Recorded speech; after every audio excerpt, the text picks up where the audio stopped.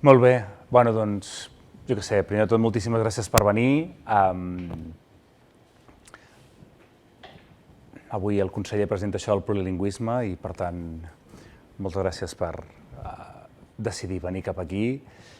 Intentarem fer una cosa, ja que som molt poqueta gent, molt fàcil, molt pràctica i que ens serveixi molt. Per tant, que torneu a casa plens d'idees i de propostes per avançar en tot aquest tema. I, per tant, la idea d'avui és fer una flipet class. Sempre a les sessions aquestes hem començat amb algú explicant-vos moltes coses i després fem com una sessió de debat. Farem al revés avui. Començarem per que treballeu vosaltres i m'expliqueu coses i, per tant, el que jo us explicaré que intenti tenir alguna mena de sentit per les vostres realitats.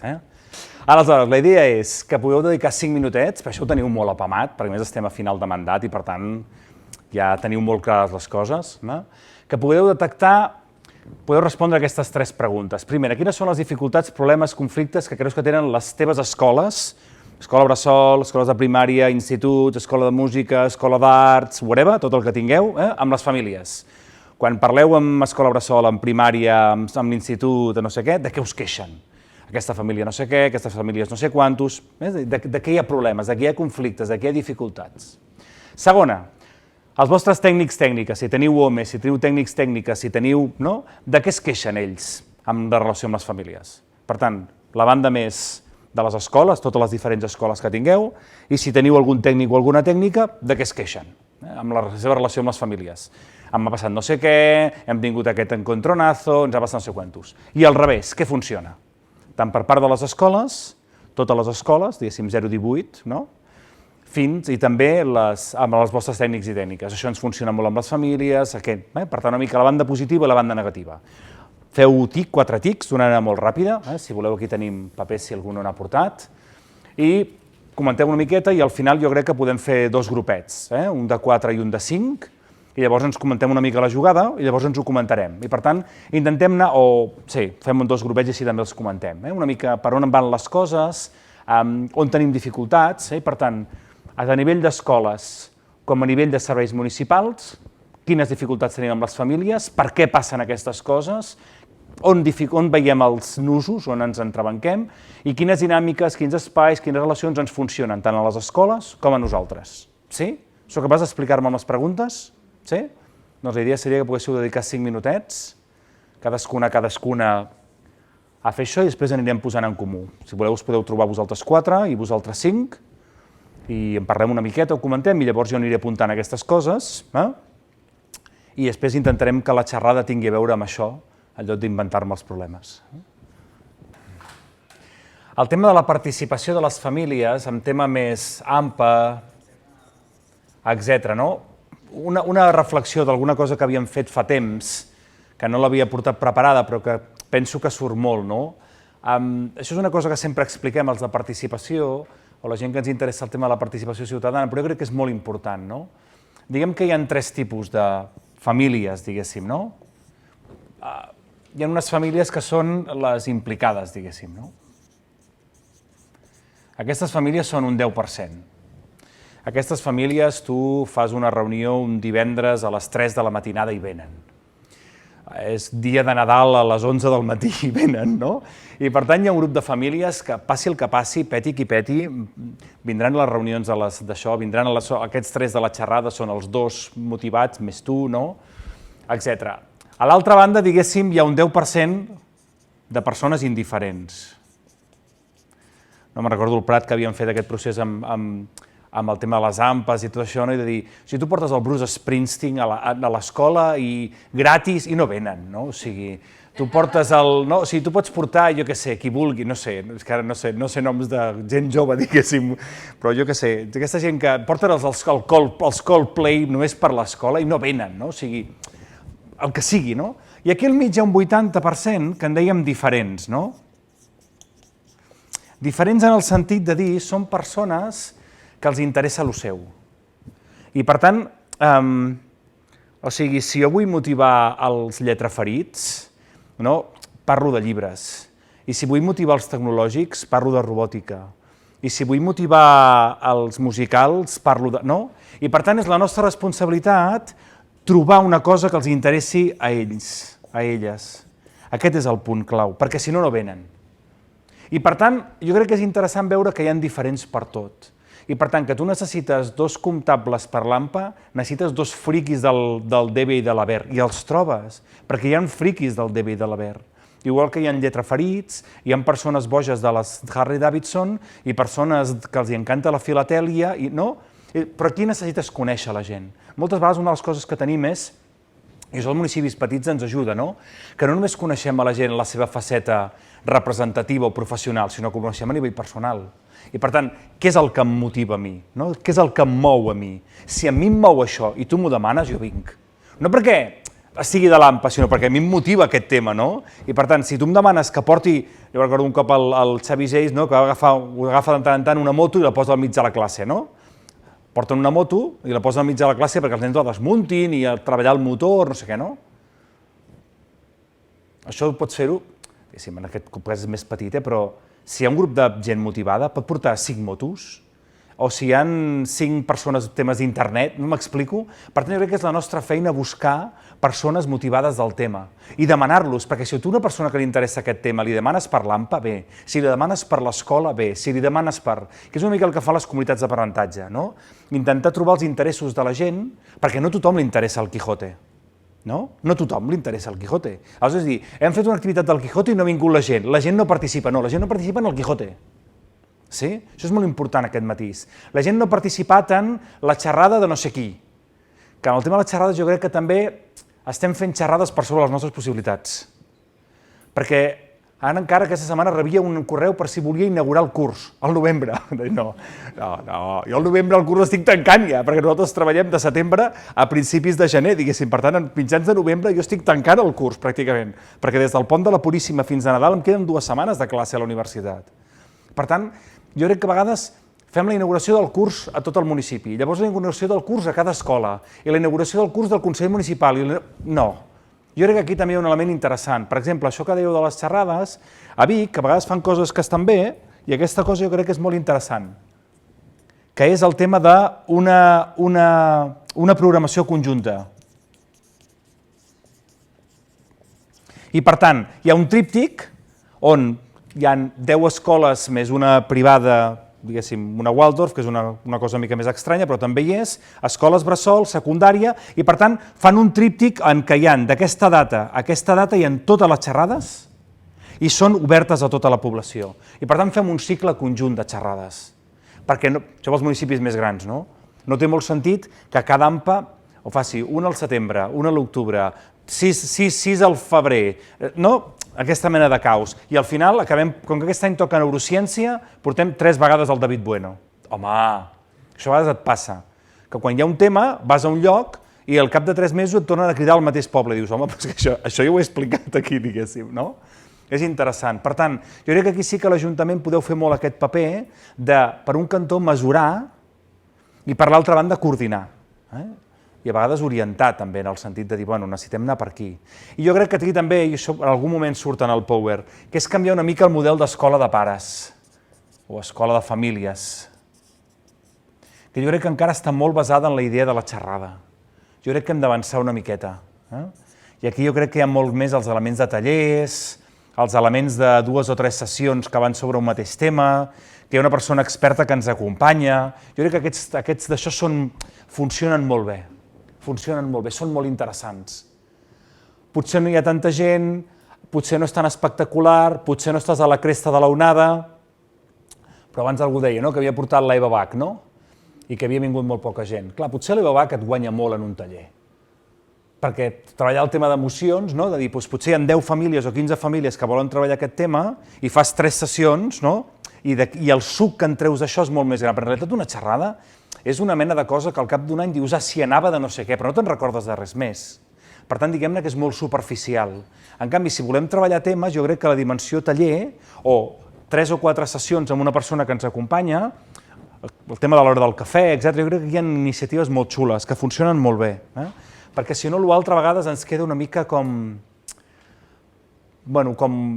desdibuixat, diguéssim. No hem fet la patumada, ha vingut algú, han vingut 150 persones, però moltes vegades no, i per tant aquest tipus de coses que a vegades fem de dir fem un treball i ho acabem amb la xerrada d'inici de curs de l'any pas que ve, o al revés, no?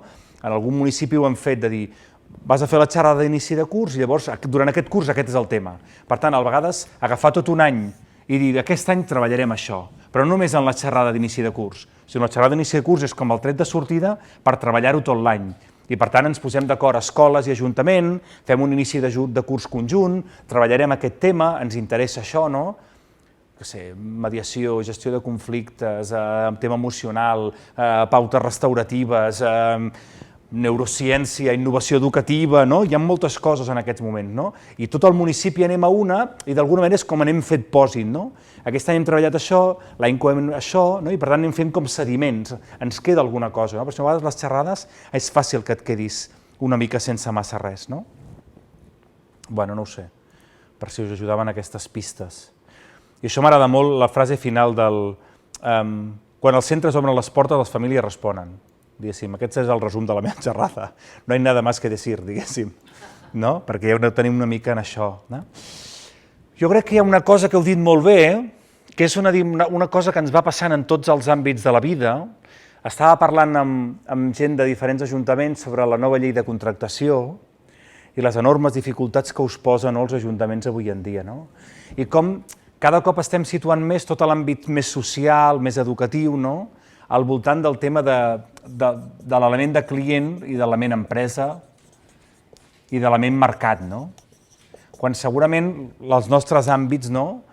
Educació, cultura, etc., la dimensió mercat té poc sentit, no? De dir, agafaré i posaré en una oferta a veure qui ve a fer-me 17 companyies que van fer els titelles o qui ve a fer el menjador. Nosaltres el que volem és quilòmetre zero, el que volem és proximitat, el que volem és que les AMPAs hi siguin, el que volem... Jo crec que aquesta idea és una idea cada cop més extesa i les famílies cada cop se situen més aquí. Això en els països anglosaxons és exagerat, però exagerat a un nivell exageradíssim. És a dir, la temporada que vam viure a Londres, me'n recordo que una senyora va anar a demanar plaça a l'escola bressol. I li van dir, i quan tindrà el fill? I una diu, encara no estem embarassats, però jo ja vull demanar plaça perquè vull anar a aquesta escola bressol, perquè d'aquesta escola bressol sé que puc anar a aquesta escola i d'aquesta escola sé que puc anar a Cambridge o Oxford. Per tant, abans d'estar embarassada, la família ja tenia previst demanar, no? Per tant, aquesta idea de client, que jo crec que està també molt mediatitzat, la idea de dir les famílies triem escola.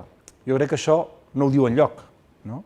Pots expressar un seguit d'opinions que està en funció de la demanda, però la idea de dir, pots triar escola en un sentit absolut del terme, de dir, jo he triat aquesta escola i m'han de donar plaça a aquesta escola, no hi és això, no?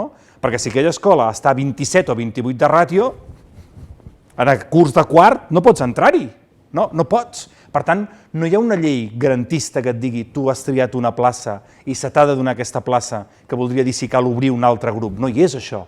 Expresses preferències i cada cop més els ajuntaments heu anat afinant les zones i en molts municipis esteu al 90% de primeres opcions. Vull dir que en aquest sentit cada cop estem avançant més cap aquí, però no és la idea de dir, com deies el Joan abans, de dir acabo d'arribar de no sé on i vull aquesta escola. No, és que aquesta escola està a 27, no, és que vull aquesta escola, ja és que no. Sí?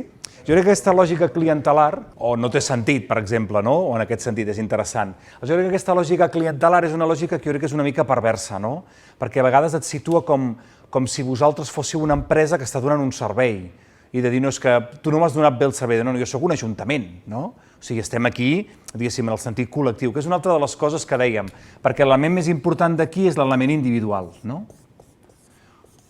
Que jo crec que és una cosa que les famílies cada cop més estem en aquesta línia, que és, yo he venido aquí a hablar de mi libro. No és que a nivell municipal, a mi el nivell municipal, no? I per tant jo crec que aquest és un dels reptes, jo crec que avui en dia, no? Retornar a la dimensió col·lectiva del fet educatiu, no?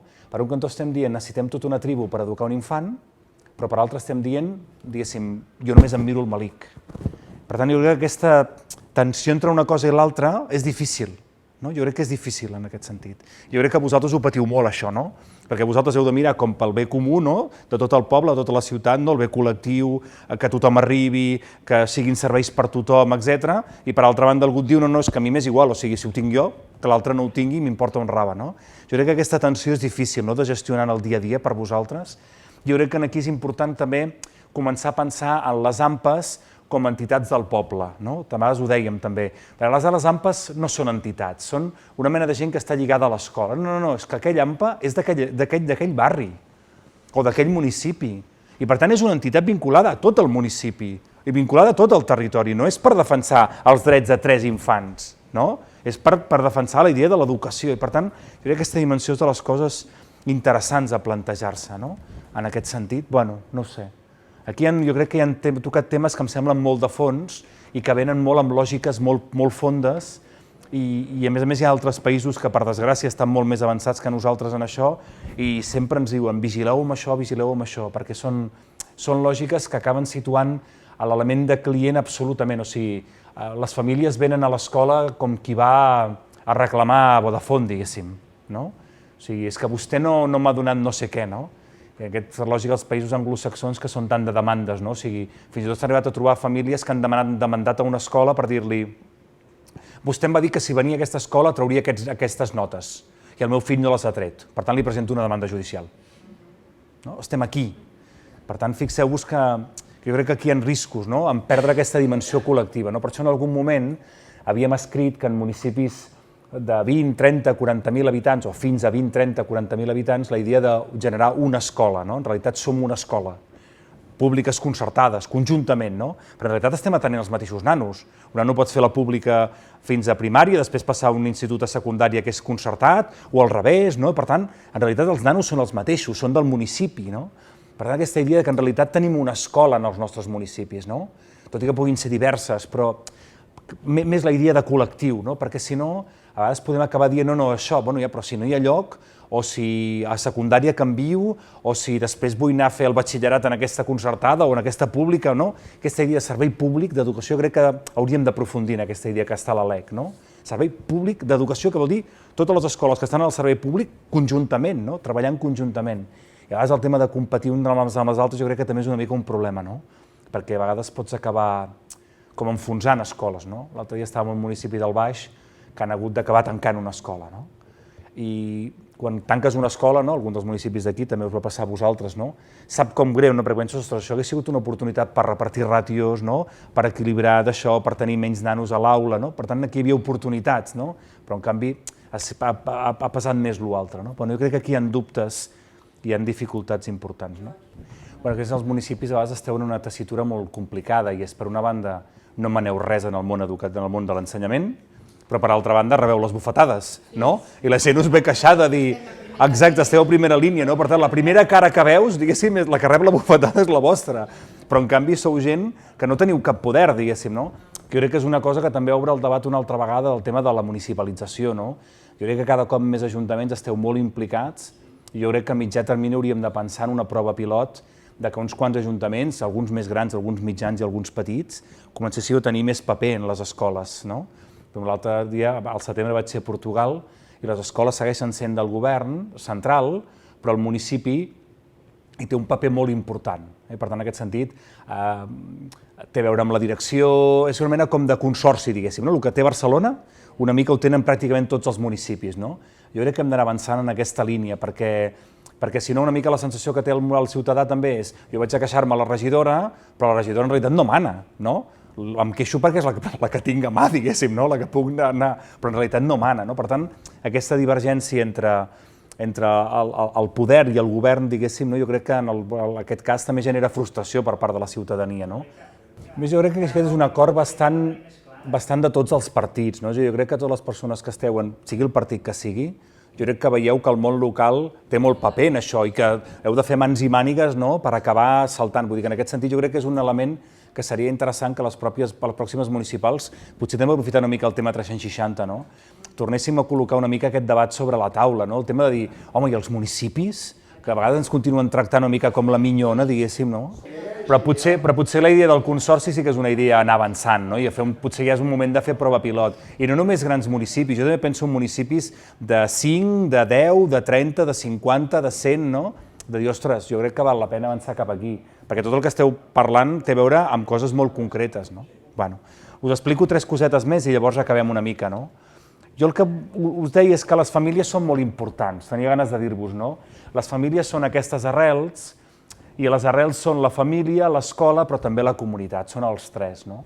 Aleshores, com més relació hi hagi entre uns i altres, l'arbre surt millor. I per tant, jo crec que aquesta idea de les arrels és molt important, no? Els nens i nenes, els nois i noies tenen una arrel a la família, que és la més important, però després hi ha l'escola, que és molt important, i després el territori. La gent se sent d'un lloc. I això especialment passa en els municipis, diguéssim, no? Els municipis més grans potser és el barri, no? On et sents, però en els territoris més petits és això, no? A vegades l'escola i la família ens veiem una mica com una caixa negra. Gràcies. Adéu. I jo crec que aquest és... Sobretot parlaré per al percentatge aquest de famílies que costen més, que li costen a l'escola, que us costen a vosaltres, que tens dificultats, que no t'acabes de trobar, que no venen a les reunions de l'escola, que no venen a les entrevistes, que... no? Una mica parlar amb aquesta gent i sobretot la sensació a vegades és que no ens entenem. L'escola parla, les famílies sempre no t'entenen, o convoques i no venen, o al revés. Per tant, intentar entendre una mica això, no? Què podem fer davant d'això? Algunes eines per entendre. Primer de tot, entendre que les escoles no estaven pensades perquè hi haguessin famílies. La història de la construcció de l'escola és una construcció contra les famílies i contra la comunitat. Per tant, d'entrada, no tota la gent que esteu a la sala, si sou pares o mares, heu viscut l'experiència d'anar a fer una entrevista amb la tutora o el tutor i que no saps on t'esperes.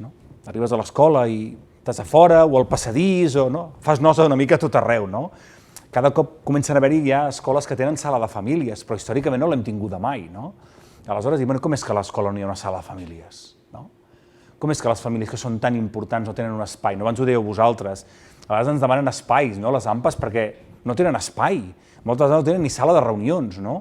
L'AMPA les famílies som part de la comunitat educativa, però no tenim un espai. Jo crec que aquesta idea que les escoles, ja ho dic molt bé vosaltres, s'han d'anar obrint en aquesta idea de dir les famílies formen part de l'escola. Les famílies no han de decidir-ho tot, d'acord, però formen part de l'escola. I per tant, també aquesta idea de sentir-se a part. Jo crec que això és molt important. Algunes famílies estan molt properes a l'escola, vincle expressiu vol dir compartir l'interès per al Quijote, per les equacions de segon grau i per les plaques tectòniques. Vincle instrumental vol dir creure's la promesa de l'escola, vine, fes els deures, porta't bé, la vida t'anirà millor. Hi ha famílies d'adhesió, famílies que estan properes a l'escola, que l'entenen, que venen a les xerrades. Famílies de refús, en alguns dels nostres territoris, algunes famílies, si poguessin, no vindrien a l'escola. Recordeu que és obligatòria? Per tant, d'entrada, treballar amb famílies de refús no és fàcil, perquè no es creuen la promesa de l'escola i no comparteixen l'interès pel Quijote, diguéssim.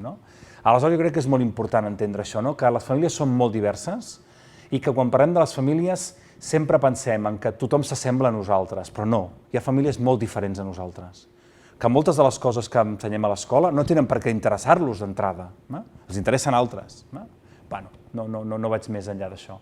El tema a vegades de la dimissió parental, aquesta idea de no venen a la reunió, no venen a l'entrevista, no estan interessades. Compte amb això, que a vegades no vinguin a la reunió no vol dir que no els interessi, que no vinguin a l'entrevista no vol dir que no els interessi. I per tant, a vegades les famílies poden expressar d'altres maneres això. I per tant, una mica el resum d'aquesta part seria compte amb els judicis. Aquesta família ha dimitit d'educar. A aquesta família no li interessa l'educació del seu fill. Per què? Perquè no fa el que jo faria com a pare o com a mare. Compte amb això. Perquè no totes les famílies ho viuen així. Per exemple, poden haver-hi les famílies de la Xina, són famílies que tradicionalment els sembla que l'escola no és el seu lloc i que només faltaria que haurien d'anar a l'escola a dir alguna cosa a la mestra. La mestra és algú que està per sobre nostra i la mestra fa el que vol, només faltaria. Per tant, allò que nosaltres podem entendre com a falta de respecte o d'interès, per elles és respecte absolut, gairebé veneració. Per tant, en aquest sentit, no tothom veu les coses de la mateixa manera que nosaltres. Jo crec que això a vegades a l'escola li costa entendre-ho. Per tant, a vegades des de l'Ajuntament també podem veure-ho. Hi ha aquest grup de famílies, a vegades diem, crec que està més endavant, això, la idea del pont. Nosaltres fem un pont, i és un pont pensat pels nostres cotxes, però hi ha un 20% de cotxes que no passen, perquè són molt grans, o són molt petits, o cauen. Aleshores, la idea és com podem fer ponts ben amples, que passin totes les famílies, que arribi a totes les famílies. Jo crec que això és molt interessant. Aquesta idea que hem de ser constructors de ponts, de comunicació de vincle on puguin passar totes les famílies. Totes. I això és difícil. És més fàcil entendre't amb els que són com tu. La gent que parla català o castellà, la gent que és de classe mitjana, la gent que li interessa el que passa dins de l'escola, no, amb aquesta gent és molt fàcil entendre't. Però hi ha gent que no, i el repte està aquí, no? Com arribem a aquestes famílies? Com fem, per exemple, el tema de la comunicació, no? Què passa amb les famílies que no entenen ni català ni castellà? Com els hi fem arribar la comunicació a l'escola? La comunicació de l'escolarització, el programa de teatre. Com impliquem aquelles famílies més allunyades a la música, a les arts, a les llengües, a la informàtica? Jo crec que aquí hi ha reptes per part dels municipis també d'arribar a això a tots els nanos, no? D'arribar a això a tots els nanos, no?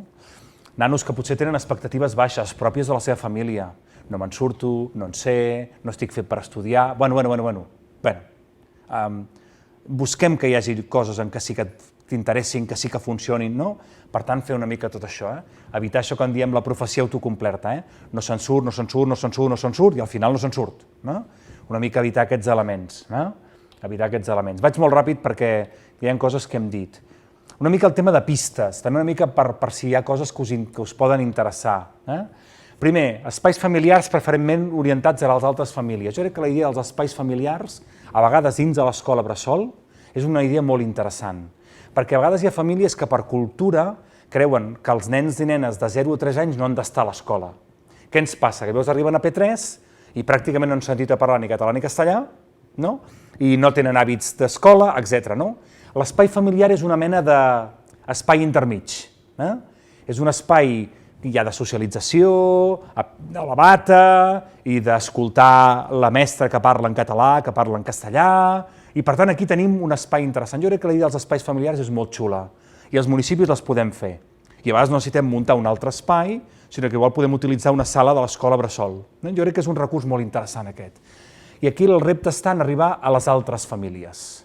Per tant, aquelles famílies que d'entrada no portarien el nano a l'escola bressol. Com hi arribem? Com fem servir els contactes culturals, mediadors, mediadores interculturals, persones d'altres comunitats, per arribar i dir, veniu, 2 cops a la setmana, una estoneta, veniu a jugar. Després ja anirem entrant. Jo crec que el tema dels espais familiars és un gran recurs dels ajuntaments i ens ajuda molt a prevenir fracàs escolar. La socialització 0-3 és un indicador que ens ajuda a prevenir el fracàs escolar més endavant. Per tant, és molt important el que passa en 0-3. I és la nostra competència, de les poques que ens deixen. L'Ares demà deia que ens la volien prendre, aquesta. Que volien, recordeu allò d'això, que a partir de 2 anys ja volien que fos escola, diguéssim, del departament, però esperem que això ho puguem parar, diguéssim, i que més ja anem al revés. Tot el tema de l'adaptació a l'escola bressol i a P3 en famílies. Jo recordo algun treball a Osona, per exemple, d'algunes escoles bressol que feien l'adaptació sense les famílies i llavors van fer el pas a fer l'adaptació amb les famílies. Supercontentes. Quan fem l'adaptació amb nens i nenes tan petits, quan ho fem amb les famílies millora molt, per als nens i nenes, per les famílies i per als mestres. Per tant, amb les famílies és millor. A vegades entrades i sortides una mica flexibles a l'escola, que les famílies puguin venir, dir-li una cosa a la tutora, escolta, el meu nen, la meva nena, dormim malament avui, no es troba gaire bé, a veure si passa alguna cosa em truques, em quedo més tranquil si t'ho he pogut dir. Fer classes amb famílies, fer entrar famílies, explicar el que sigui. És evident que si una mare és analfabeta no la faràs entrar a llegir un conte, però pot explicar una història, pot explicar, per tant, fer-les entrar, molt important. El tema dels deures. A vegades les famílies no saben què fer-ne amb els deures. Com treballem els radicals i els números no sé què i les fraccions, Doncs no me'n recordo com es fa això. Com fem uns deures que realment totes les famílies puguin donar-hi suport. És important, perquè si no... El tema de les entrevistes i les reunions. A la universitat sempre diem que hem de fer entrevistes sàndwich. 3 coses positives, alguna cosa negativa i acabar bé.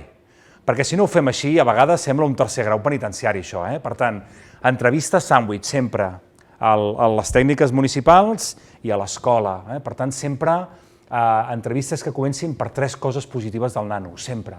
No les trobo, busca-les. Hem de trobar sempre coses positives. El teu fill, la teva filla és molt bon això, és molt bon l'altre, no? Perquè si no, a vegades la sensació és que les entrevistes són molt dures. Que les famílies visitin les aules, això sempre ens ajuda.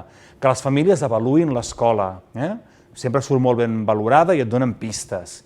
Si teniu temes d'altres cultures, el tema de famílies o mares enllaç sempre ens ajuda. com intentem valorar el que saben les famílies, perquè si no a vegades sempre diem que no en saben. Saben fer coses les famílies, tenen coses positives, com les valorem. Projectes conjunts, sempre funcionen bé. L'hort, infants, mestres i avis del poble. Això funciona de meravella. Els avis te'l cuiden durant l'estiu, durant la Setmana Santa, venen allà, a les llavors, bueno, en fi, al final tens tants avis que no saps què fer-ne, diguéssim, no? Perquè al final la gent té moltes ganes, les festes, ho dèieu molt bé vosaltres, portes obertes, no? Cada cop més escoles fan que les famílies facin les portes obertes. Vaig a una escola i veig famílies com jo que em diuen, això val la pena? No? M'ho crec. No? És interessant, no? Avançant tot el tema escoles, famílies i entorn. Jo crec que aquí vosaltres teniu un rol molt important, aquesta idea de que l'èxit educatiu és comunitari. Per tant, té molt a veure amb el que passa dins de l'escola, però també el que passa fora, que és una mica la idea de l'Aliança Educació 360. És un document que ens ha quedat, i dic que ens, poc modestament, perquè jo també he participat una mica en l'elaboració del document, està bé. Nosaltres, els acadèmics, fem coses molt dures, però els de la Bofill i la Diputació i els moviments van fer un document molt xulo. Hi ha 100 propostes. Ara que també venen eleccions, feu un cop d'ull. Igual les podeu incorporar al programa. Jo crec que hi ha moltes propostes molt concretes, molt boniques, en aquesta idea de que, en realitat, quan els nanos se'n surten, té a veure amb el que passa en la família, amb el que passa a l'escola, el que passa a la biblioteca, el que passa al club esportiu, el que passa a l'escola de música. No? És un fenomen comunitari, per tant, els ajuntaments tenen un paper molt important, no? I per tant anar implicant a tothom. No? Ho dèieu molt bé, el tema de la formació de les famílies. A vegades a les famílies els hi costen el consorci de català, però si el consorci de català va a l'escola, funciona millor. O si el tema de les TIC el fem a l'escola, també va millor, o les llengües. No? Per tant, en aquest sentit, l'escola pot ser un espai de formació molt interessant. No? Tot el tema de democratitzar una mica l'escola, no? Que els nens i nenes puguin ser delegats i puguin dir la seva, que hi hagin pares i mares delegats, que també puguin expressar el seu, sempre ens ajuda a sentir-nos representats. Fa l'escola més inclusiva. Aquest rol de les AMPAs, i que siguin el més diverses possibles, perquè a vegades tenim AMPAs, escoles situades en territoris on el 95% de la població és d'origen nouvingut i els 5 de l'AMPA són tots blanquets. Això ens passa, costa, però hem de fer aquest esforç, al màxim diverses. Això de l'escola ens explica, ara que hi ha molt d'aquestes onades d'innovació a l'escola, xarxa de competències bàsiques, Escola Nova 21, etc. A vegades l'escola innova i no ho explica, no? Per exemple, les restes, no? Vale. Arriba una resta a casa, vinga, anem a fer restes, som-hi, anem a fer restes, va. Vinga, com fem la resta?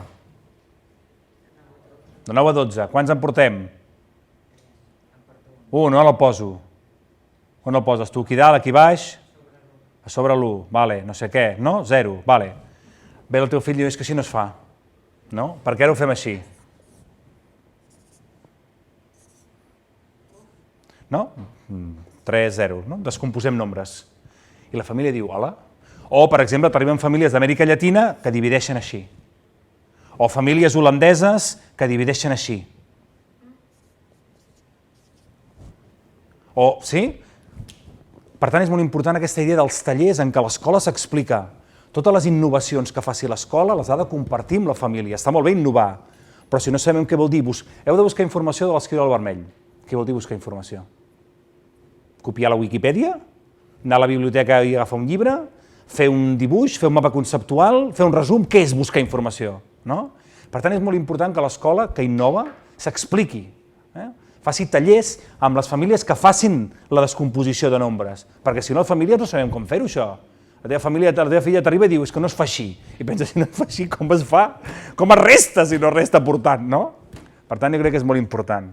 El tema de les transicions, com anem passant, acompanyem a les famílies d'escola bressol a parvulari i sobretot de primària a secundària i de secundària a la postobligatòria. A vegades hi ha moltes famílies perdudes.